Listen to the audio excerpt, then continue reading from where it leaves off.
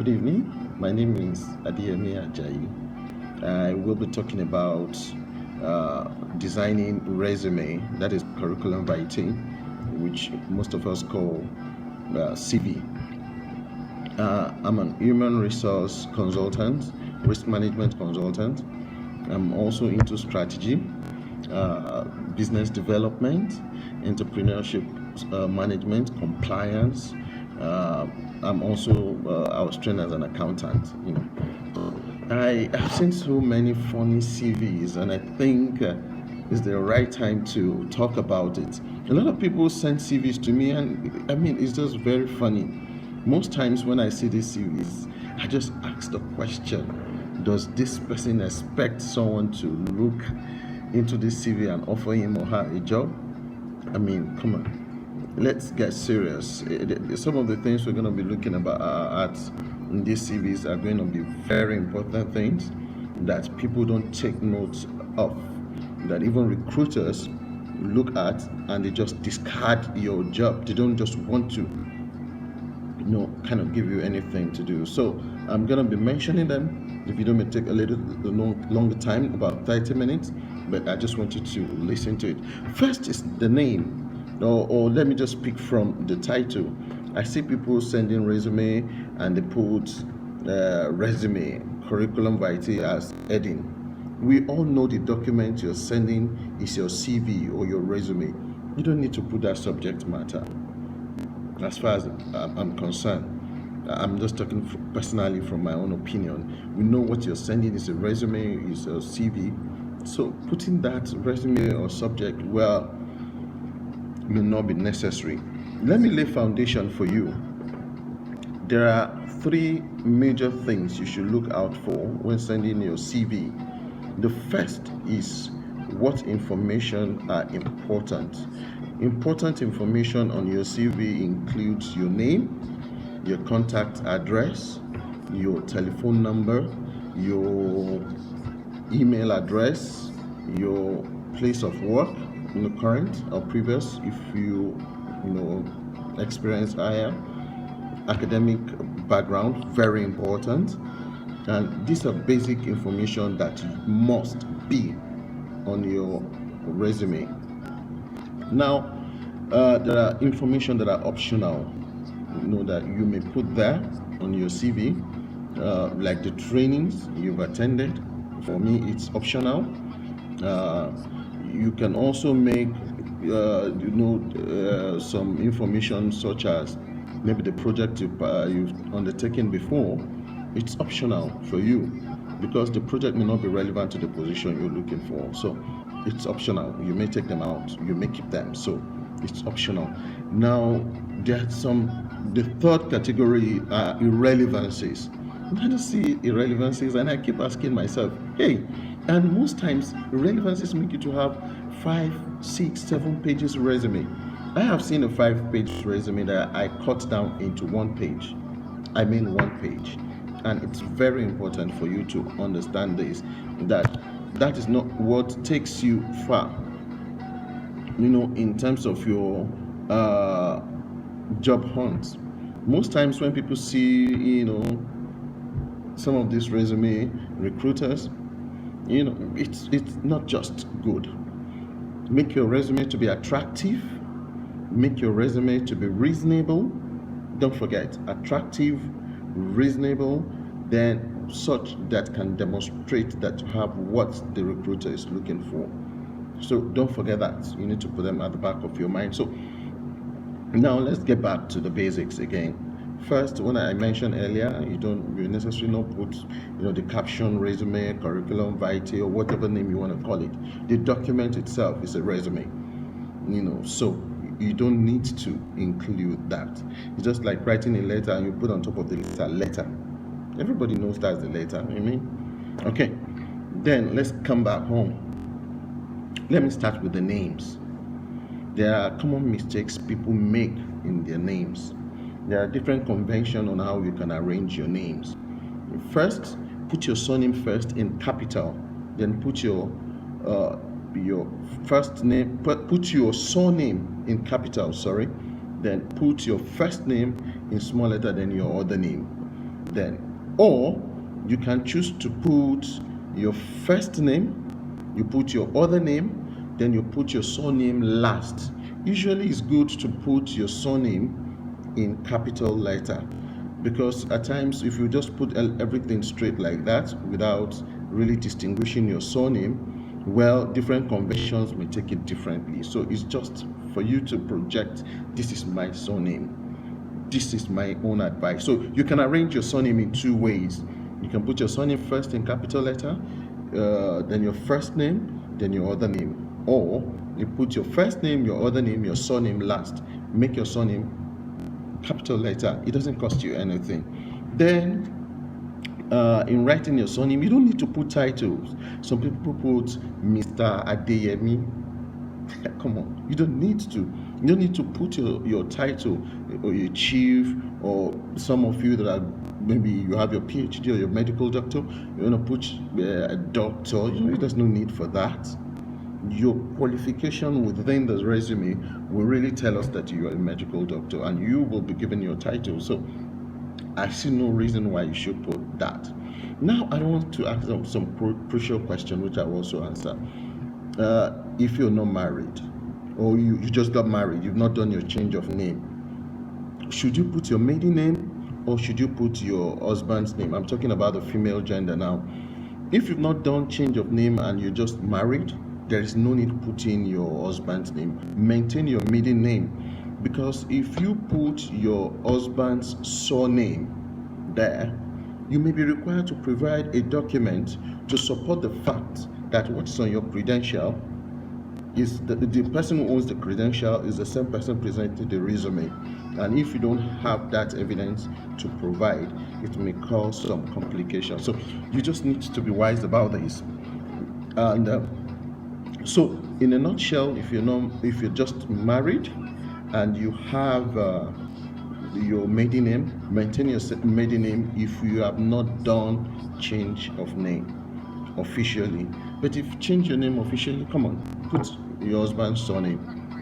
And if you've done a change of name officially, if you choose not to put your husband, it's your prerogative. Nobody's going to arrest you for that. But you have a document to show. If you're going to put your husband's surname, make sure you have a document to show, because it's possible that the name on your CV is different from the name on your credentials. So don't cause that complications for yourself. I believe that works for you. Now, also in writing names, I've advised you may not put too much colors. Maybe maintain 2-3 colors for your CV if you want to make some aesthetics. No big deal about that. That's fine. Fantastic. That's fine. You may not put too much aesthetics on them so that it doesn't look like a color party or something like that. So now, let me also tell you something that you have to be careful about names. If you have done change of names from what is on your credential to a new name, whether you're a male or a female, if you've done a change of name from what is on your credential, you should put the new name and support it with document that you've done a change of name. But if you have not officially done a change of name, whether you're a man or a woman or male or female, don't include that name on your CV. I've seen some of these things and they're quite very funny. It brings a lot of questions to mind, and it keeps me, wanting to ask that why should you do that? Now, let's talk about some very funny things. I've seen people put pictures on their surname. Are you joking? Come on, let me tell you the truth. No matter how handsome you are, it doesn't get you the job. No matter how beautiful you are, it doesn't get you the job. What gets you the job? What God upstairs to offer. So I want you to look down. Come on, if you come to this extent of putting your pictures, I don't know what that means. I don't know the reason for that. I don't know.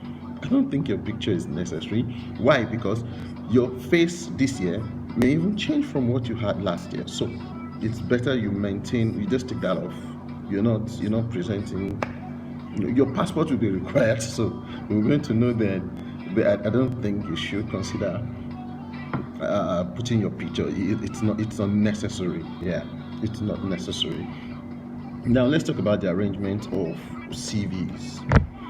I've had many schools of thought. Some said you should bring in, so some said you should put your education background first. Some said you should put your work experience. Some said you should put your skills first, your competencies. And I've seen some that is very funny. I see career objective, career goal, personality profile. Come on. Most recruiters, believe me, don't read all those career objectives, career goals, career whatever. They don't have that time. When you have like 1,000 CV to sort, come on, why would I waste my time? For what? Now, I want you to put this learning at the back of your mind, that some of those things, make them very brief, 2-3 lines. Probably your career interest or your career profile or your career focus. For me, if I want to put my career focus, I put internal audit, human resource, compliance, risk management. These are my career focus. Meaning, you cannot offer me a job as a lawyer. I will not take it, because these are not my career focus. So from my CV, you see my career focus, meaning these are the ways I can fit into your business, into your job. That is what you're telling the recruiter. So, but if you bring a long story, now I see one that was very funny from a lady. She said, I'm a very beautiful, tall, slim lady.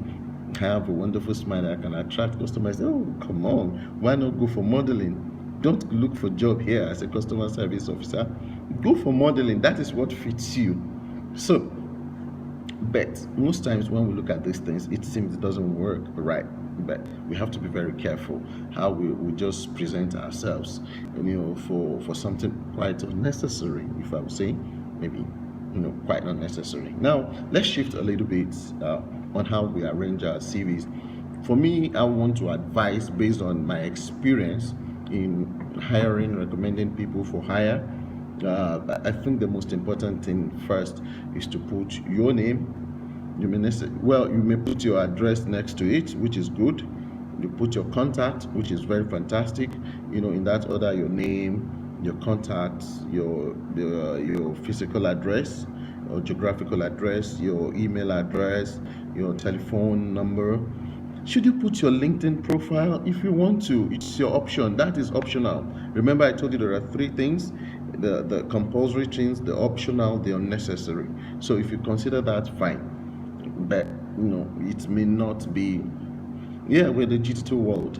Everybody wants to go digital, want to see your profile on LinkedIn. Whether you tell them or not, they're gonna check. Whether you give them the easy access to it, your Twitter account, your blog. I've seen people put their blogs. I've seen, those are optionals. You may put them to sell yourself. They are optionals, but they may not be the basic. So the optional things you can put, to just design and tell them that I'm a very good writer, I'm in this, I'm in that. That's fine. It's just, we're all marketing ourselves, So, but you need, after that, you should just mention your career focus, your name, don't forget, your contact address, email address, your blog, whatever. Then you can put your career focus next. Don't let your career focus be too lengthy. It's unnecessary. Describing yourself, how beautiful you are physically, but it's not necessary. Just mention your career focus and go. Now, next thing is to tell them your competencies or your skills. Please don't model these stories too much. I see people mixed up competencies and skills. They start telling you competencies are core to your career. What that means is this: you can have a competent lawyer. For me, I'll say I'm competent in operational risk, data, maybe HR. I'll say, okay, I'm good with HR analytics. Yeah, these are my core competences. You can have soft competencies also, that you need to look into. I'm going to talk about all these competencies and skills much more later, in my subsequent videos. I hope you subscribe to them. Now, you can also have your skills, like analytical skills, like communication skills, interpersonal skill, team building, or team spirit, as some put it, and all that. So, relationship management, these are skills, negotiation skills, decision making. These are good skills that you need to do. But make sure that your skill is appropriate to the job focus or career focus that you have, which is very important for me. Then moving from there, you put your experience, your work experience. Your work experience will tell, please start from your current place of work. Very important. Start from your current place of work. State how long you've been there in your current place of work. Let it be known, how many years you've been working in your current place of work. Now, it's possible that in your current place of work you've changed roles, severally. Maybe before you are a customer care person, maybe you joined in the year 2000. Between 2000 and 2005, you're a customer care person. Then between 2006 to 2010, you've been moved to HR. Now, this is how you arrange your CV in that case. The current position you're in from 2006 to 2010, just put that current position, put the name of the company, next you put your position, then you state the numbers of years you've been on that position, 2006 to 2010. Note, 2006 to 2010, then you state your responsibilities. I want to pick on responsibilities, or I'll come back to that later. Now, if you want to, you've been in an organization, but you have two different roles, customer care, HR. By the time you go to the next stage, you pick the customer care. Once you pick the customer care, you state a customer care officer, year 2000 to 2005. Then the next line, just put your responsibilities or your duties there. And once you do that, that's fantastic. I want to mention about your responsibilities now. I see stories where people write responsibilities, and I keep asking, why do people have to write stories? For example, let me talk about recruitment in HR. I'll see somebody will say, I compile CV, I select CVs, I arrange people for interviews, I do onboarding. Come on, you don't need a long story. Just put it in 3-4 words. Recruitment management. Simple. We know recruitment involves collection of CV, vacancy management, interviews, onboarding, and all that. So by putting it so lengthy, it's unnecessary. And let me warn you for this, please. The longer your CV is, the more tiring it can be to read. I'll be happy if my CV is just 1 page. I can put everything in a page, so at a glance, someone can see. Now, let's move on. Please make your duties very precise. And there are 2 things you should look in your CVs. Don't put I've seen some funny things, like somebody will say, I report to the area manager. But what is core in what you do? If, for example, you're in marketing or you're in business development, your responsibility will be generate market lead, close out transactions, meet your certain targets, market planning, product information management, just in bullet points. Just put them in bullet points. You don't need to tell stories. No, this is quite important for you to note. You don't need to state long stories and all that. Just make them very precise. I've seen where people will say, as the supervisor, I come in early in the morning, and not just that, I make sure that I track attendance. No, put your responsibilities in bullet points, cut them down. Make them precise, make them clear, make them unambiguous, and that sells you. That tells that you have respect for accuracy, to a very large extent. So that is very good for you. Now, let me talk about something that is very important. I've seen where people mention things around after you've done your job experience, what next? Put your academic qualification, is very important. Your academic qualification is probably next. And in arranging your academic qualification, bring in your latest qualification. If master's is your latest qualification, bring it in. Then if you have a BSc, if you have OND, now let me ask you, and this question, or of course I'm going to answer. Is it necessary to put your secondary school, your primary school details there? Maybe not. If you have experience well over 5 years, it's unnecessary. We know, or we believe, that you must have passed through primary or secondary school. So you just put your university, you put your masters. Now, is it necessary to put your grade levels that you qualified with or you graduated with in university for your first degree or second degree? Optional. Those are optional to you. You may choose to.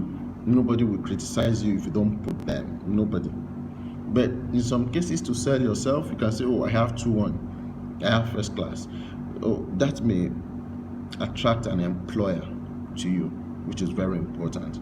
I forgot something with respect to address. Yeah, I read somewhere some time ago that you should include the address of the state where you are looking for job.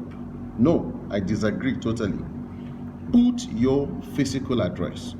I've seen people who are in Nigeria who got job abroad, in America, in Europe, in Arab nations.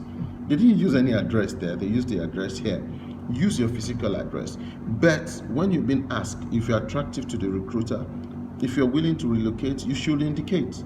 If you're not willing to relocate, you should indicate. The fact that you put your physical address, like someone in Ibadan, Nigeria, put your Ibadan address. You don't need to shy away from that. It costs you nothing. Put your Ibadan address there. But you've been asked that, can you relocate? The funny thing is that some recruiters actually, they use that to discredit people, and I think that is not right. That is unprofessional. That is not right at all. You just look at the CV, it's attractive. You can put a call to the person and say, hey, are you willing to relocate if we consider you for this job? Then that is a point where you make a decision. But deciding that because someone lives in Ibadan and he has a CV with you, the person is not good for the job. Come on, you may be missing a talent, a great talent. So let's get back. Now, I was saying earlier that should you put your grade, graduating grade, it's optional. You can. Then next, if you have professional qualification, you should include that. Now, in terms of your academic history, it's possible that you have something in view. Maybe you're doing your master in view. You can include it. Your masters are in view. And if you're doing for a professional qualification also, if you have some in view, indicate that they're in view. And if you have some already certified, if you're a student member, state your category of membership. It's okay. Nobody is going to. They are very important that you state that. You don't state that you're doing masters and you put the date blank. The question is, when are you going to finish? So please, you continue to. If you have a situation where it's important, you update your CV. If you completed your program, let it be clear. Let it be known that you've completed your program. And please don't make that mistake. Don't make that mistake. Now, I want to talk about trainings and seminars, which is next. But if I want to grade it, training and seminars should come after your professional qualification if you have any. State the trainings you've attended. You should state the institution. Also state the year that you attended those training. It's very important because these trainings can sell you. They can be indication of your rate of knowledge acquisition and the ability to deliver. So it's good that you state them in your resume or CV. Just state your trainings, the institution where you attended those training, the years that you attended those training, which is very important. Please, you necessarily not state the month. I've seen some people say 8th of February 2018. You may not necessarily do that. You just on your own, just state the date 2018. Simple goal. That's after that. Do you talk about your references? Some people will give referees. There's no need for referees. And some will. It's optional to mention about references. It's very optional. I see people say, references available on request. It's optional. You may choose not to. Nobody will hold you for it. They won't ask you a question, what's your reference? That's not what the recruiter is looking for.